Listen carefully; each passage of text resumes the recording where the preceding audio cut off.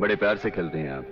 असली खिलाड़ी मरने वाले दुश्मन को पता भी नहीं चलने देते कि कब होगी उसकी मौत। तो फिर प्रलयनाथ को छोड़ क्यों दिया? क्या उससे गले मिलने गए थे? गले मिलने गए थे? उसके गले का माप लेने गए थे कि वो फंदे की मौत मरेगा या हमारे पंजे की।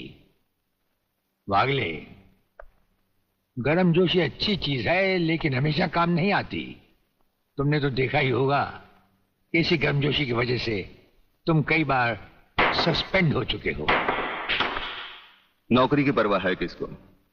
यहां है कौन अपने पीछे रोने वाला? इस ईमानदारी की वजह से बहुत कुछ भुगता है, कोई तकरार नहीं है सर। लेकिन ये गुनाहगार कानून को हाथ में लिए फिरते हैं और मैं हमेशा कानून के दायरे में रहकर काम नहीं कर सकता। अपना तो उसूल है, पहले लात फिर बात, उसके बाद मुलाकात। भाई वागले, अपना तो उसूल है, पहले मुलाकात फिर बात और फिर अगर जरूरत पड़े तो लात। बड़ी उम्मीद थी आपसे, लेकिन अब पता चला आपका रास्ता अलग, मेरा रास्ता अलग। आप नरम खून के, मैं गर्म खून का। हम एक साथ काम नहीं कर सकते सर। वागले, तुमने समझा कि जिंदगी में सिर्फ तुमने ही बहुत कुछ खोया है। इस इंसान को देखो, जब चाहता ये घर बसा सकता था, लेकिन नहीं। इस अकेली जान को हमने अपने देश के लिए उठा रखा है। दोनों का मकसद एक है, मंजिल एक है, सिर्फ रास्ते अलग अलग हैं। नहीं वागले, हमारे रास्ते भी एक हैं, मंजिल भी एक है। और फिर इतनी बड़ी दुनिया में तुम्हारा कौन है? कोई भी नहीं, सिवाय फर्ज के। इस दुनिया में हमारा कौन है? कोई भी नहीं, सिवाय फर्ज के। अगर फर्क है तो सिर्फ सोचने के ढंग में और काम करने के तरीके में। अब हमें इस फर्क को मिटाते हुए ये युद्ध एक साथ लड़ना होगा।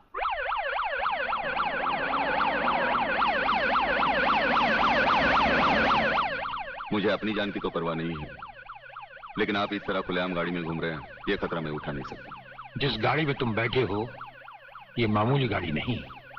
मामूली गाड़ी मामूली आदमियों के लिए होती है, ये गैर मामूली गाड़ी है, एक गैर मामूली इंसान के लिए।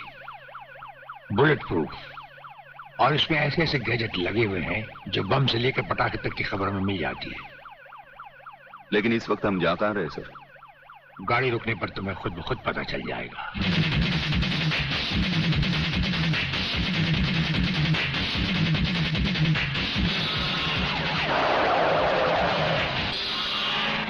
वागले, यहां हमारा घर है।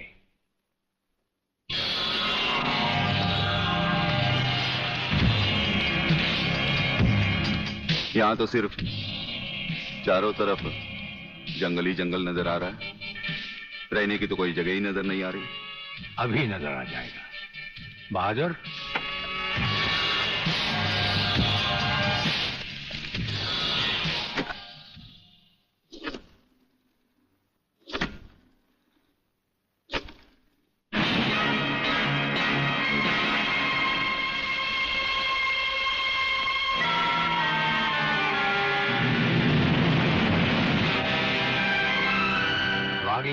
ये ऐसा बंकर है जिसका अता पता सिर्फ हमें या एक हमारे खास आदमी खबरीलाल को है, और आज से तुम्हें होगा। ये इतना मजबूत है कि इस पर ना तो कोई हवाई हमले का असर हो सकता है और ना किसी बम या बारूद का। दुश्मन तो क्या, हमारी इजाजत के बगैर परिंदा भी पर नहीं मार सकता। वागले आओ, अब हम तुम्हें अपने बंकर से वाकिफ करवाएं। ये रहा हमारा ट्रांसमीटर सेक्शन। यहां से हम हिंदुस्तान के किसी भी मिनिस्टर से जब जी चाहे हॉटलाइन पर बात कर सकते हैं, लेकिन आसमान वाले ने चाहा तो इसकी जरूरत कभी नहीं पड़ेगी। हम अकेले ही तुम्हारे साथ वागले सब कुछ संभाल लेंगे। और वो देखो, वो एक कमरा जिसमें सब हथियार रखे हुए हैं, और उस कोने में रहा हमारा अस्पताल। यहां हर लाए दुश्मन का सीटी स्कैन करके उसकी अंदरूनी बीमारियों को बाहर निकाला जाता है। मुझे छोड़ दीजिए ब्रिगेडियर साहब, मैं सच कहता हूं, मैं प्रलयनाथ के बारे में कुछ नहीं जानता। मुझे छोड़ दीजिए ब्रिगेडियर साहब। और छोड़ तो तुम्हें जरूर देंगे, लेकिन तुम मोटे बहुत हो, थोड़ी चर्बी कम होने के बाद। ये अस्पताल मेरे हवाले कर दीजिए सर। चर्बी कम करने के बहुत से तरीके मुझे मालूम है। हाँ, गुड वागले।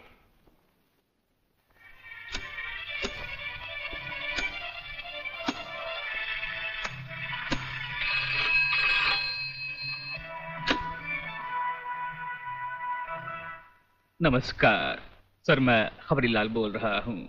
ओ खबरीलाल, आज के मुख्य समाचार ये हैं कि प्रलयनाथ गुंडा स्वामी ने खतरनाक किलर बब्बन खूनी को आपको खत्म करने के लिए एक बहुत बड़ी सुपारी दी है। हमारे नाम की सुपारी खाने वाले को जिंदगी भर दांत चबाने पड़ेंगे। ये हमारे नाम की सुपारी खाने वाले चमगादड़ के खाने पीने का ढाबा कहाँ है खबरीलाल? शहर से 40 मील दूर काली पहाड़ी के पीछे उसका एक अपना बहुत बड़ा मैंगो फार्म है।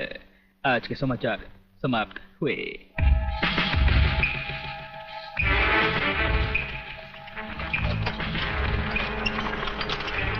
चौबे गंगवा, ये माल जो तू आसाम और यूपी भेज रहा है तगड़ा है ना? तगड़ा क्या सरकार, ये नंबर 1 फसल है, नंबर 1। अरे 25 मीटर दूरी पर जाती हुई गाड़ी को ये ऐसे उड़ाता है।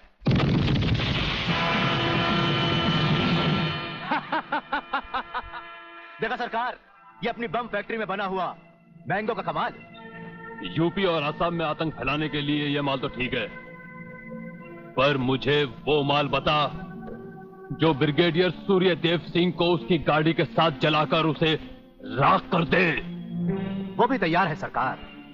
ये देखिए छोटा सा हापुस जो 50 मीटर की दूरी पर जमीन पर गिरते ही ऐसा फटता है कि मरने वाले की हड्डियों का सुरमा बन जाता है। ये देखिए।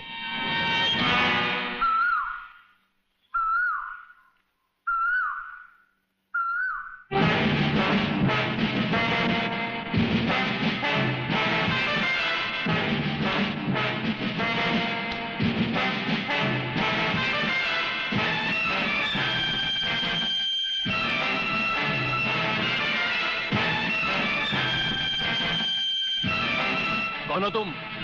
लगता है बब्बन मियां ने कल रात अपनी आंखों में सुरमा नहीं लगाया, जरा कम दिखाई देता है। ब्रिगेडियर सूर्यदेव सिंह? हाँ, ब्रिगेडियर सूर्यदेव सिंह। बब्बन मियां, हमें तो उसी के हाथों से मरना है जिसने हमें इस दुनिया में पैदा किया। तुम सब अपने आप को हमारे हवाले कर दो, वरना तुम्हारा बनाया हुआ आमों का बागीचा तुम सबका अपने हाथों से बनाया हुआ कब्रिस्तान बन जाएगा।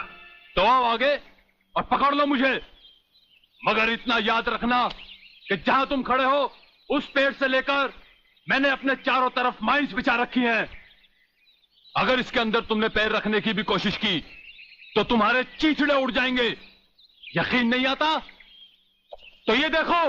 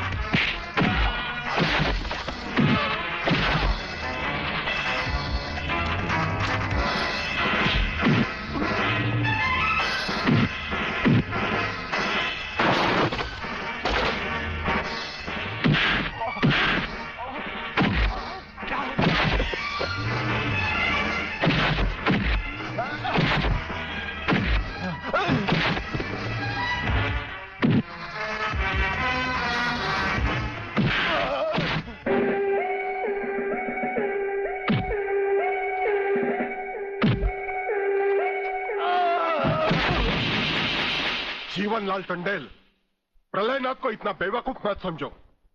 सारे शहर के पुलिस स्टेशन से पता लगाकर ही तुम्हें फोन किया है।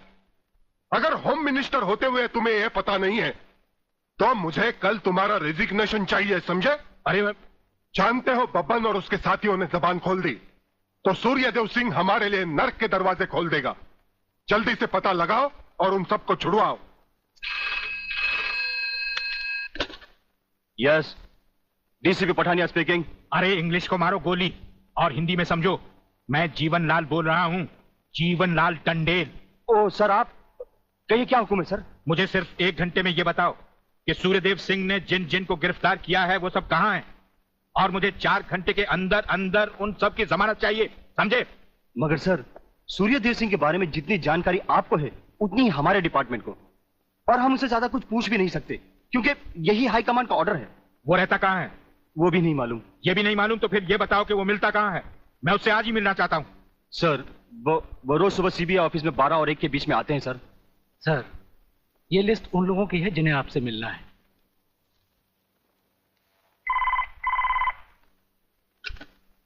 सर, मंत्री जी आपसे मिलना चाहते हैं।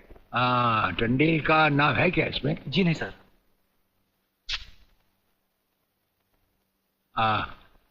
आज तो हम अपना 1-1 मिनट दूसरों को दे चुके हैं, दम लेने की भी फुर्सत नहीं होगी। ऐसा करो, मंत्री जी को कल दोपहर के बाद की कोई भी अपॉइंटमेंट दे दो। Okay sir. Sir, you can't meet him today. अरे अंग्रेजी को मारो गोली और हिंदी में समझो। इस राज्य के मंत्री से मिलने के लिए उसके पास वक्त नहीं है। मैं पूछता हूं, वो हमारी खाता है या हम उसकी? इसमें आपकी और हमारे खाने की बात कहां से आ गई? ओह, तो ये है ब्रिगेडियर। आप यहां अचानक आ पधारे हैं और हम आज का सारा वक्त औरों को दे चुके हैं। आखिर हम सब जनता ही के तो सेवक हैं। कुर्सी मिलने पर ये समझ लेना कि सारी सरकार आप ही की है, इसे हम कैसे मान लें? आप मुझे ये न समझाएं कि सरकार किसकी है।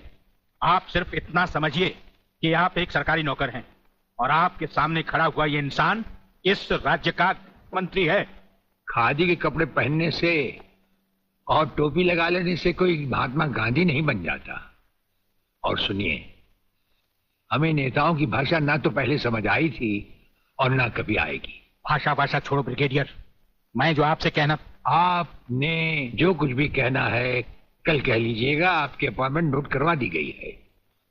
और एक बात ये भी याद रखिए कि हमसे बगैर अपॉइंटमेंट के कोई नहीं मिल सकता। और जहां तक हमारा ताल्लुक है, हम किसी से भी किसी वक्त भी कहीं भी मिल सकते हैं, हमारा जब दिल चाहे। शायद आपने वो लेटर नहीं पढ़ा जो सेंट्रल गवर्नमेंट ने आपको भेजा है। उसमें खासुल खास ऑर्डर है कि हमारे किसी भी काम में कोई भी दखल अंदाजी नहीं कर सकता। नमस्कार। नमस्कार।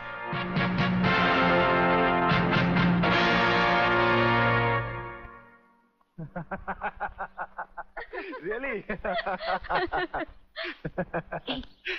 ओए, हाँ, गुड मॉर्निंग अंकल। अरे अंग्रेजी को मारो गोली और हिंदी में बात समझो। हिंदी में तुम ये बताओ, तुम्हारे पिता कहाँ हैं? पिताजी, अंकल तो ऊपर बैठे हुए हैं, आप ही का इंतजार कर रहे हैं।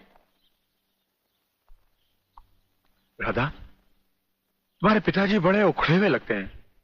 लगता है there is something wrong in the ministry।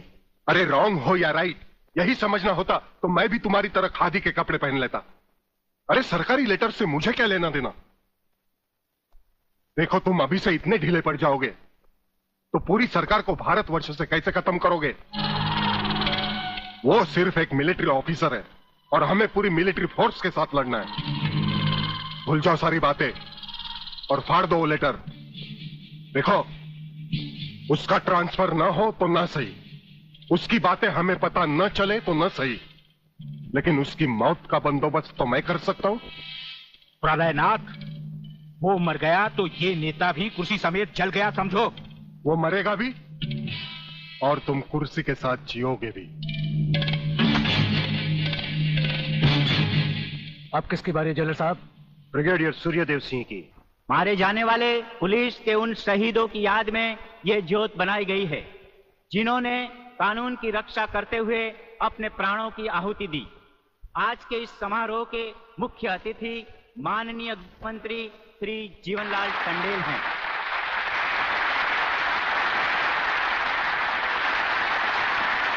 और इस ज्योत का उद्घाटन एक महान योद्धा, परमवीर चक्र विजेता ब्रिगेडियर सूर्यदेव सिंह के हाथों से होगा।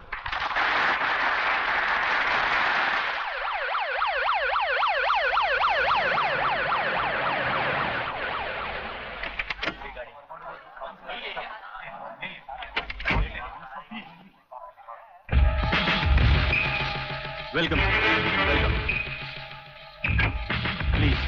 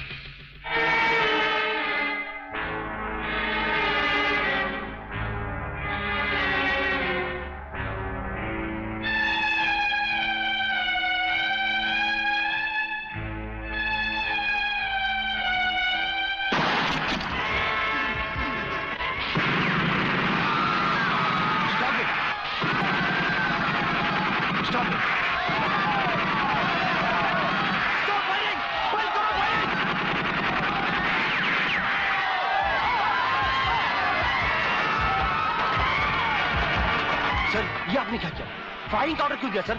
आपकी एक गलती से कितनी जाने गई, इसका जवाब कौन देगा ब्रिगेडियर साहब? मिस्टर तिवारी, इसका जवाब अब ब्रिगेडियर को ही देना होगा, और वो भी अदालत में।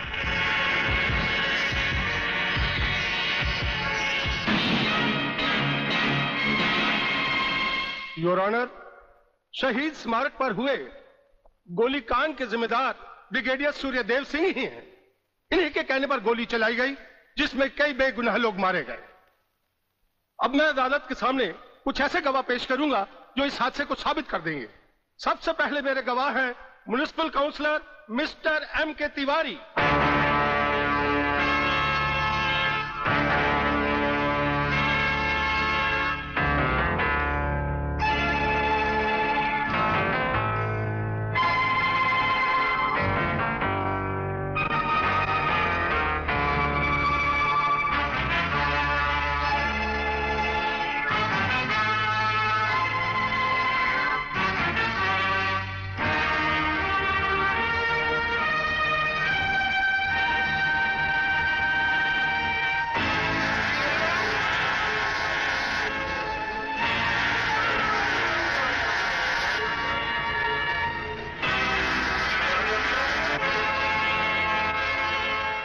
योर ऑनर, अब हमारा आखिरी एक ऐसा चश्मदीद गवाह है जिसकी सच्चाई पर कोई शक नहीं कर सकता, और वो है इंस्पेक्टर शिवाजीराव वागले।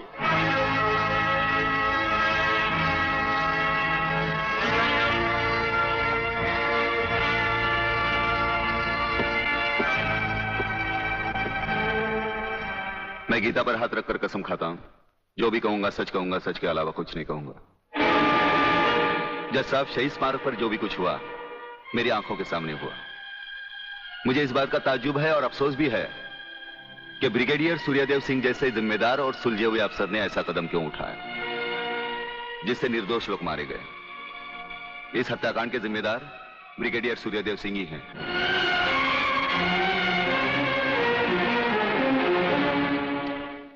ब्रिगेडियर सूर्यदेव सिंह, अदालत ने आपके खिलाफ सारे बयान सुने।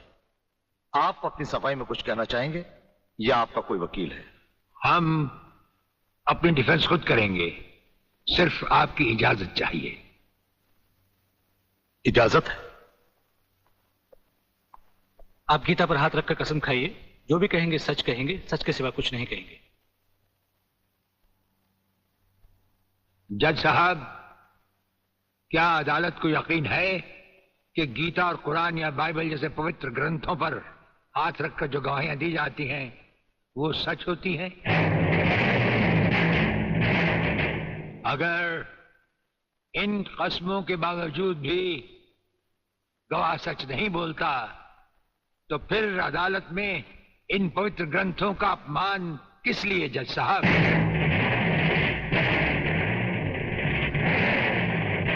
अगर फैसला ऐसे सबूत और गवाहों की बिना पर ही होता है जो पैसे से खरीदे जा सकते हैं, तो बंद करवा दीजिए ऐसे रस्म और रवाज जो कि झूठे हैं। ये मुकद्दस ग्रंथ हमारे धर्म और ईमान का ताज हैं, हमारी जिंदगी की बुनियाद हैं।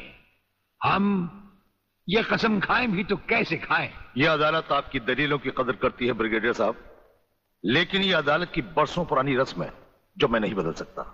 तो फिर हम भी अपने जमीर के खिलाफ नहीं जा सकते, चाहे वो अदालत हो या जंग का मैदान। आप अपना फैसला सुनाकर अदालत की रस्म को पूरा कीजिए। तमाम सबूत और गवाहों के बयानात को मद्देनजर रखते हुए यह अदालत इस नतीजे पर पहुंची है कि शहीद स्मारक पर बेगुनाहों पर पुलिस ने गोली ब्रिगेडियर सूर्यदेव सिंह के कहने पर चलाई। इसलिए यह अदालत ब्रिगेडियर सूर्यदेव सिंह को 1 साल कैद की सजा सुनाती है।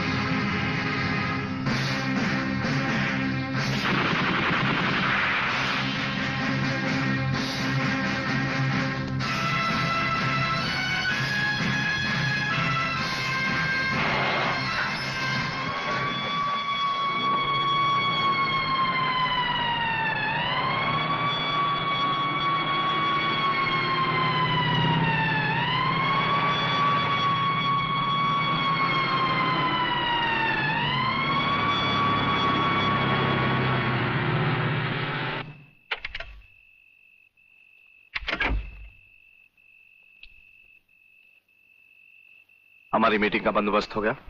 Yes sir. सूर्यदेव सिंह को आप जेल के तहखाने में मिल सकते हैं।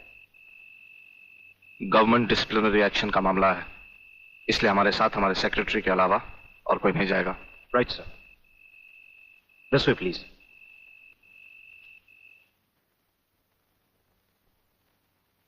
आप इधर उधर देखने की तकलीफ मत उठाइए मंत्री साहब, हम देख भी चुके हैं और सुन भी चुके हैं। यहाँ दीवारें तो हैं लेकिन इनके कान नहीं। आपका वागले से अलग हो जाना, वागले का भरी अदालत में आपके खिलाफ बयान देना, आपका गिरफ्तार होना भाई ये सब मेरी समझ में पूरी तरह से नहीं आया। इसलिए तो आपको हमने याद किया है, और जब कभी जरूरी समझा जाता है तो इंस्पेक्टर वागले इसी तरह भेस बदल कर हमसे मिलने यहाँ आते रहते।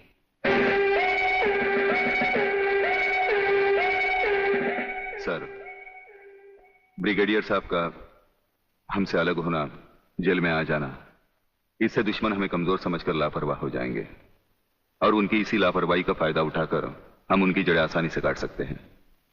हम जिन जराइम की तलाश में हैं, उसकी कुछ जड़ें इस जेल की 4 दीवारी में भी पैवस्त हैं। उन्हें ढूंढकर निकाल कर हमें खोदना होगा। और मंत्री साहब, आपसे खास बात ये कहना थी कि हमारी गैर हाजिरी में इंस्पेक्टर वागले आपसे हॉटलाइन पर बातचीत किया करेंगे। ये जब कभी भी आपसे कहें, आप हमारे लिए रिहाई के ऑर्डर भिजवा दीजिएगा। ठीक है, आप जब चाहेंगे आपकी रिहाई के ऑर्डर्स भिजवा दिए जाएंगे। नमस्कार।